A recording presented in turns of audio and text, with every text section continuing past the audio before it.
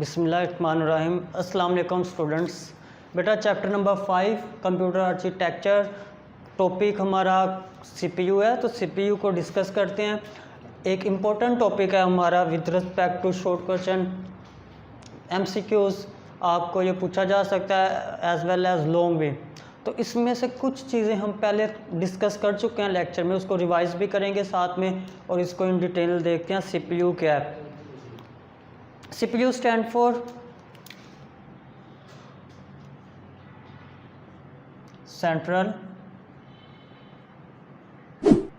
Processing unit. Central processing unit CPU. अब उससे इसको डिस्कस करने से पहले एक चीज़ देखते हैं। कंप्यूटर का जब हम लफ्ज़ सोचते हैं तो हम कहते हैं कंप्यूटर एक इतनी अच्छी चीज़ है जो कि मोर देन ह्यूमन काम कर सकती है। बट हम ये कहते हैं, जो सॉफ्टवेयर इंजीनियर, हम कहते हैं कंप्यूटर स्टूपिड है, कंप्यूटर बेवकूफ़ है। एक आम जो आदमी है वो इस बात को सुन के हंसता है, वो कहेगा ये जो कह रहा है कंप्यूटर स्टूपिड है, हो सकता है ये खुद स्टूपिड है। इससे उसके फेस पे स्माइल आ जाती है। बल्कि ऐसा नहीं है, हम ठीक कह रहे हैं कंप्यूटर स्टूपिड है। क्यों स्टूपिड है? बिकॉज कंप्यूटर का अपना दिमाग नहीं है, ब्रेन नहीं है। अब ये फिर आप कहेंगे कंप्यूटर का ब्रेन तो होता है, कह रहे होंगे सामने आपने जो सीपीयू लिखा है ये क्या चीज़ है? ये ब्रेन ऑफ कंप्यूटर है। हम तो बचपन से पढ़ते आ रहे हैं ये ब्रेन ऑफ कंप्यूटर है। आप ठीक कह रहे हैं, CPU is the brain of computer. But हम बात कर रहे हैं जैसे इंसान का एक कुदरती दिमाग है जो खुद सोचने की सलाहियत रखता है, हमारे ब्रेन की तरह, जो डिसीजन करने की पावर रखता है। कंप्यूटर का जो ब्रेन है सीपीयू, वो ऐसा नहीं है, वो खुद डिसीजन नहीं कर सकता, उसके अंदर ये पावर नहीं है। उसका ब्रेन है, उसके ब्रेन को हमने बनाया है और वो सिर्फ वही काम कर सकता है जो काम करने के लिए आपने उसको बना दिया। Otherwise computer is an electronic device like fan. जैसे फ़ैन एक इलेक्ट्रॉनिक डिवाइस है, तो कंप्यूटर का अपना नेचुरल ब्रेन नहीं है, बट उसका आर्टिफिशियल ब्रेन है जो कि कंप्यूटर प्रोग्राम्स के मुताबिक काम परफॉर्म कर देता है। वो जो उसका आर्टिफिशियल ब्रेन है वो है सीपीयू। तो CPU is the brain of computer.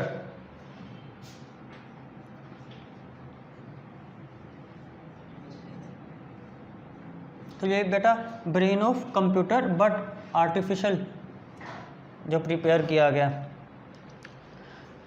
एक तो ये चीज़ क्लियर करनी है। सेकंड वन, हम लोग अक्सर देखते आते हैं, पढ़ते आते हैं, सुनते आते हैं सीपीयू के बारे में, तो हम कहते हैं वो जो बॉक्स एलसीडी के साथ बॉक्स पड़ा होता है, और या फिर हॉरिजेंटल या फिर वर्टिकल किसी भी शेप में, तो आप कहते हैं ये डब्बा सीपीयू है। ऑलमोस्ट हमें यही पढ़ाया जाता है, बट वो केसिंग है।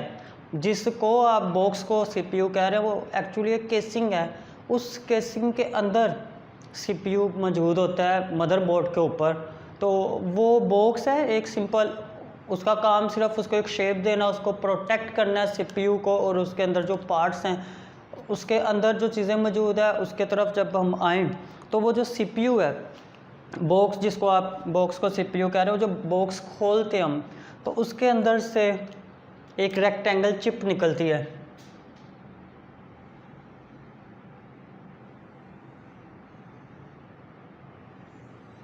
वो जो रेक्टेंगल चिप है, ये रेक्टेंगल चिप असल में मदरबोर्ड है। तो मदरबोर्ड मौजूद है उसके अंदर। अब मदरबोर्ड क्या है उसको भी देखते हैं। फिर उस मदरबोर्ड के ऊपर जब आप देखते हैं तो उस मदरबोर्ड के ऊपर सीपीयू मौजूद होता है। वो जो सीपीयू है सेंट्रल प्रोसेसिंग यूनिट, उसको भी अगर हम देखें तो उसके दो पार्ट्स हैं।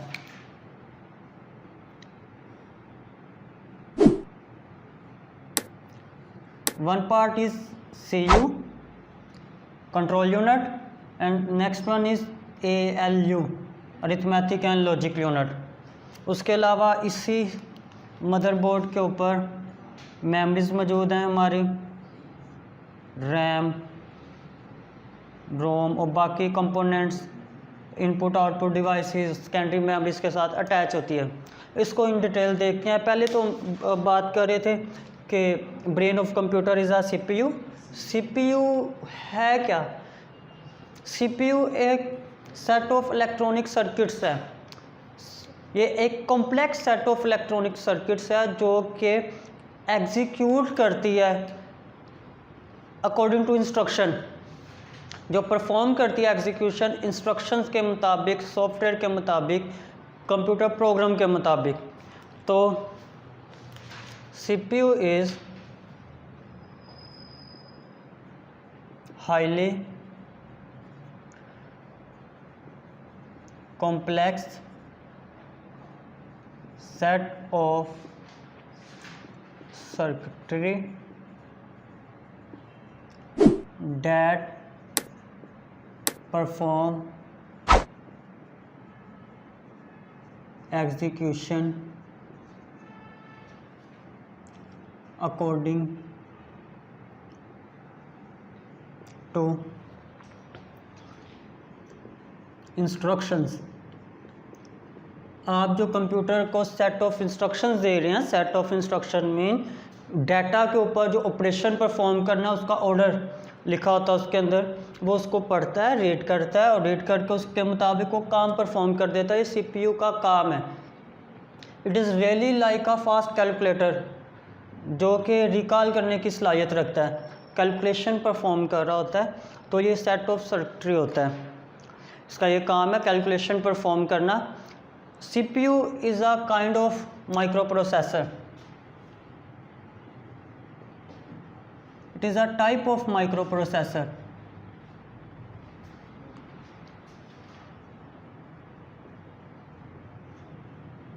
तो CPU भी हमारे पास एक तरह का माइक्रो प्रोसेसर है जो कि कैलकुलेशन पर को परफॉर्म कर रहा होता है।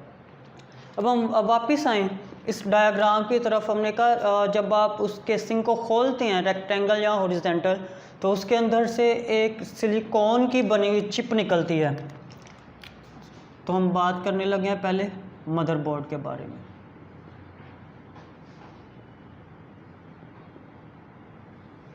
तो मदरबोर्ड क्या है? Motherboard is a chip. ये एक रेक्टेंगल चिप है और ये रेक्टेंगल चिप जो है ये बनी हुई है सिलिकॉन मटेरियल की। और ये सबसे इम्पोर्टेंट पार्ट ऑफ कंप्यूटर है हमारा, बिकॉज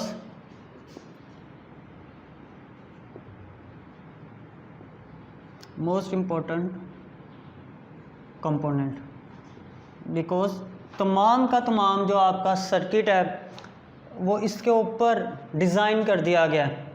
हमारा सीपीयू मदरबोर्ड पर प्रेजेंट, रैम मदरबोर्ड के ऊपर, रोम मदरबोर्ड के ऊपर। तो अब पूरा हमारा जो सिस्टम है वो इसके ऊपर डिज़ाइन कर दिया गया होता है मदरबोर्ड के ऊपर, इसलिए ये सबसे इम्पोर्टेंट कंपोनेंट है कंप्यूटर का। अगर इसमें कोई प्रॉब्लम हो जाए तो आपका सिस्टम सारा का सारा फेल हो जाता है। तो motherboard is the most important component of the computer. But हमारा मेन फोकस अभी इस पर है, जो मदरबोर्ड के ऊपर मौजूद माइक्रो प्रोसेसर की एक टाइप, दैट इज़ सीपीयू। तो सीपीयू सेंट्रल प्रोसेसिंग यूनिट जो कि कंप्यूटर में एग्जीक्यूशन परफॉर्म कर रहा है, दो पार्ट्स पे कंसिस्ट कर रहा होता है। वन इज़, तो सीपीयू का वन पार्ट इज़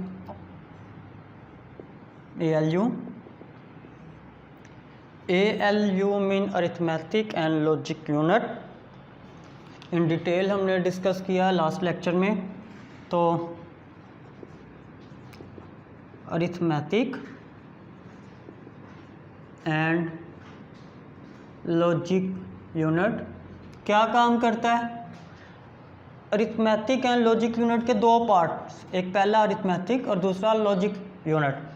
इन दोनों के अपने अलग अलग काम।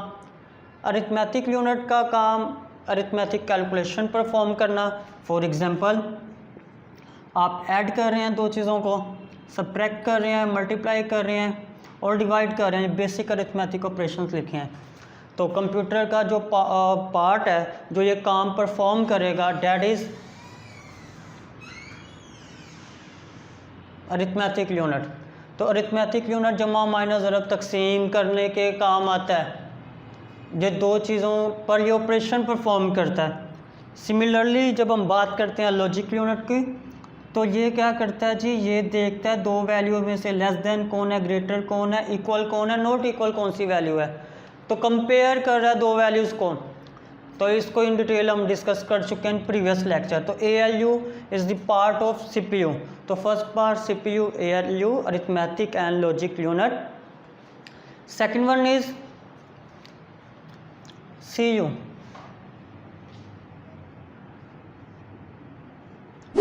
CU मीन कंट्रोल यूनिट, इसको भी हमने इन डिटेल देखा है। तो कंट्रोल यूनिट का क्या काम है? कंट्रोल यूनिट का काम कंट्रोल करना ऑपरेशंस ऑफ कंप्यूटर को। It does not perform execution itself but control the all the component of computer. इसका काम सिग्नल्स भेजना है, सिग्नल भेज के कंप्यूटर के तमाम ऑपरेशन को कंट्रोल करना है, खुद ब खुद एग्जीक्यूशन परफॉर्म नहीं करेगा। जैसे कि लास्ट लेक्चर में हमने पढ़ा, it is like a management of a school और कॉलेज, जो कि खुद लेक्चर डिलीवर नहीं कर रही स्टूडेंट को बट कंट्रोल कर रही है ऑल टीचर्स को, ऑल टीचिंग स्टाफ को। बिकॉज अगर वो ना हो तो इतना स्मूथली हमारा काम ना चल सके। तो ये हमारी like a management of school और कॉलेज, जो कि खुद नहीं परफॉर्मेंस दे रही है एग्जीक्यूशन में बट कंट्रोल कर रही है, सो डैट स्मूथली हमारे तमाम ऑपरेशन परफॉर्म कर दिए जाए। तो कंट्रोल यूनिट का काम क्या था? कंट्रोल यूनिट का काम था रीड करना इंस्ट्रक्शन को, देन उसको डिकोड करना, उसका मतलब जानना, एंड देन उसको एग्जीक्यूट कर देना। तो रीड, डिकोड एंड एग्जीक्यूट कर देना, इट इज़ मेन काम ऑफ CU। तो CU एंड ALU ये दोनों मिलके बना देते हैं हमारा CPU। तो CPU is centrally located on the motherboard and it consist two part, CU ALU। CPU का मेन काम क्या है जी? CPU का मेन काम है जी परफॉर्मेंस करना, एग्जीक्यूशन को परफॉर्म करना, that is highly complex set of instruction.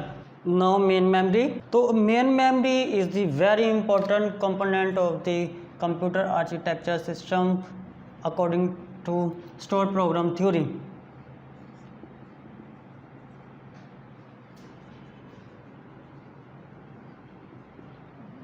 क्यों? stored program theory के मुताबिक आपके पास एक लाजमी मेन मेमोरी होनी चाहिए, वरना आपका कंप्यूटर काम नहीं करेगा। बिकॉज हमने पढ़ा कि कंप्यूटर की जो मेन मेमोरी है it is working area of computer. ये कंप्यूटर का एक वर्किंग एरिया है। कंप्यूटर में जितनी भी एग्जीक्यूशन परफॉर्म होनी है वो यहीं पर आकर होनी है, मेन मेमोरी में आके परफॉर्म होनी है। और इसकी एग्जांपल भी हमने डिस्कस की। हमारे पास RAM, ROM is a type of main memories. Main memory जो है वो लोकेट होती है, लोकेटेड ऑन मदर बोर्ड। ये मदर बोर्ड के ऊपर प्रेजेंट होती है, it is present on the mother board. अब मदर बोर्ड के ऊपर मेन मेमोरी मौजूद है, मदर बोर्ड के ऊपर ही प्रोसेसर मौजूद है। तो दोनों प्रेजेंट है मदर बोर्ड के ऊपर। तो मदर बोर्ड के ऊपर प्रेजेंट होने की वजह से दोनों को जो माइक्रो प्रोसेसर है हमारा, उसको डायरेक्ट एक्सेस हासिल हो जाती है रैम तक या रोम तक, मेन मेमोरी तक। तो जो प्रोसेसर है, micro processor has direct access to main memory.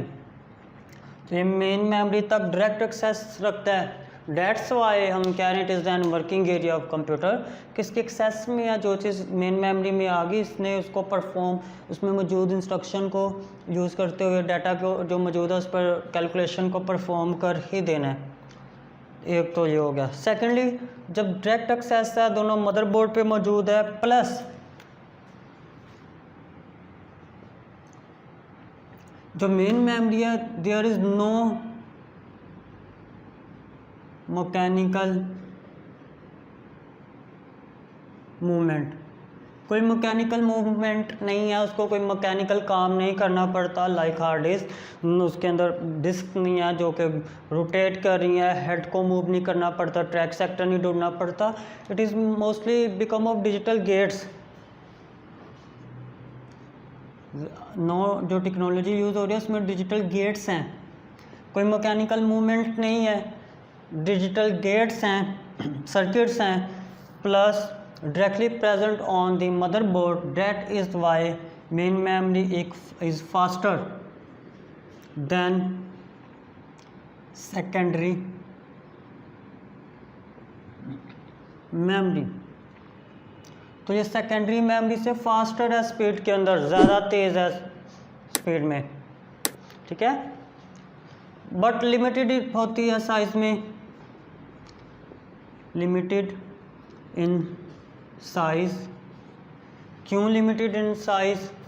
Because limited in size इसलिए है कि इसमें सिर्फ वही काम आपने लेकर आना है जो कि एग्जीक्यूट कर रहे हैं, जो एग्जीक्यूट नहीं हो रहा आप उसको इसके अंदर नहीं लेकर आएंगे, उसके अंदर इसको सेव नहीं करना, तो वो रहेगी सेकेंडरी मेमोरी के अंदर। तो ये लिमिटेड इन साइज होती है। आप किसी भी टाइप की मेमोरी की बात करें, एनी टाइप ऑफ मेमोरी, तो वो बनी ही होती है मिलियंस ऑफ सेल्स से। तो एनी टाइप ऑफ मेमोरी को जब हम डिस्कस करते हैं तो वो लॉजिकली ऑर्गेनाइज छोटे छोटे सेल्स का कॉम्बिनेशन है, मिलियंस ऑफ सेल्स का कॉम्बिनेशन है।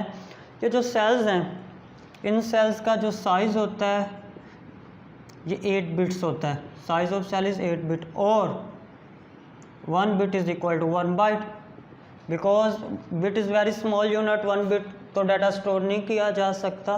डेट्स वाई आप उसको ग्रुप ऑफ 8 बिट्स में या फिर 1 बाइट एक सेम तो उसमें डिवाइड कर देते हैं, सेल्स को लॉजिकली ऑर्गेनाइज कर देते हैं। तो आपको MCQs आ जाता है, सेल का साइज़ कितना होता है, साइज ऑफ सेल इज़, तो आप सेलेक्ट करेंगे 8 बिट्स और 1 बाइट, अगर दोनों है तो बोथ ऑफ दिस। तो ये सेल्स की जब हम बात कर रहे हैं, हर एक सेल को, for example it is assumed कि हर एक सेल को एक यूनिक मुख्तलिफ एड्रेस असाइन कर दिया जाता है, मुनफरिद एड्रेस, यूनिक एड्रेस। दो सेल्स का एड्रेस सेम नहीं हो सकता, ये मतलब यूनिक का। तो यूनिक एड्रेस असाइन कर दिया जाता है हर एक सेल को। सेल को एड्रेस असाइन करने का एक स्पेसिफिक पर्पस है, because when we want to access data present in any cell then we can access it with the help of its address. तो इसके एड्रेस की मदद से आप इजीली एक्सेस कर सकते हैं, डायरेक्ट एक्सेस कर सकते हैं। तो सेल, फॉर एग्जांपल यहाँ पर कोई डाटा मौजूद है, मुझे चाहिए, तो मैं उस सेल के एड्रेस को 001 को यूज़ करूँगा इस सेल से डाटा ऑब्टेन करने के लिए, यहाँ डाटा रखने के लिए। तो cell address required to access that cell, that particular cell, उस स्पेसिफिक सेल तक एक्सेस के लिए आपको उसका एड्रेस चाहिए, और ये दूसरे सेल से यूनिक होता है, मुनफरिद होता है। सेल एड्रेस एक फ़र्क चीज़ है, सेल के अंदर मौजूद डाटा एक फ़र्क चीज़ है। बिल्कुल ऐसी लाइक हमारे घर जो है, हमारा घर, उसका एक एड्रेस होता है और उस घर के अंदर रहने वाले जो लोग हैं वो फ़र्क चीज़ है। अगर मैं बात करूँ हाउस नंबर XYZ, तो मतलब हम उस घर के एड्रेस की बात कर रहे हैं। जब मैं बात करूं उस हाउस के अंदर रहने वाले लोग XYZ, तो इसका मतलब उसके अंदर मौजूद कंटेंट्स की बात हो रही है। तो डाटा की बात की जाए, इट्स मीन जो सेल के अंदर स्टोर है। एड्रेस की बात की जाए, इट्स मीन जो उसका एक स्पेसिफिक यूनिक ID नंबर है जो वहाँ तक एक्सेस के लिए हमें चाहिए होता है। तो सेल का एड्रेस वेरी इंपॉर्टेंट होता है। किसी भी टाइप की मेमोरी हो बेशुमार कॉन्टिन्यूस स्मॉल छोटे छोटे सेल्स से मिलकर बनी होती है। और उसका साइज़ देखा हमने देखा डायरेक्ट एक्सेस ऑब्टेन की जा सकती है with the help of cell के एड्रेस। मेन मेमोरी की दो टाइप्स रैम एंड रोम है, जिसको सेपरेटली हम अलग अलग करके डिस्कस करेंगे इन डिटेल। मेन मेमोरी और प्राइमरी मेमोरी वेरी इंपॉर्टेंट है स्टोर प्रोग्राम के मुताबिक, बिकॉज आपका डाटा स्टोर होता है सेकेंडरी मेमोरी के अंदर, हार्ड के अंदर परमानेंटली। आप उसको वहाँ से लेकर आते हैं रैम के अंदर, बिकॉज वो मौजूद है मदरबोर्ड पर, जिसकी वजह से वो डायरेक्टली एक्सेस हासिल की जा सकती है विद प्रोसेसर के उसके ऊपर। तो ये हमारा मेन मेमोरी था। नेक्स्ट लेक्चर में इसकी टाइप्स को डिस्कस करेंगे। तब तक के लिए टेक केयर, अल्लाह हाफिज़।